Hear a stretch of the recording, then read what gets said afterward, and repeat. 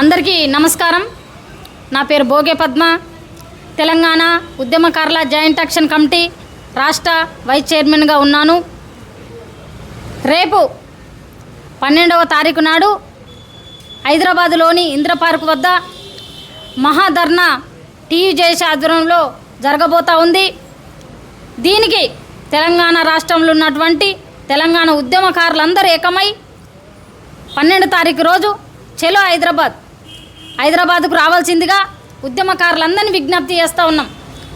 ఎందుకంటే రాష్ట్ర ప్రభుత్వం ఉద్యమకారులకు ఇచ్చిన హామీలను నెరవేర్చకుండా, ఉద్యమకారుల ఊసెత్తకుండా ఇవాళ నిర్లక్ష్యం వహిస్తుంది. కాబట్టి ఉద్యమకారులందరం ఏకమైదాం.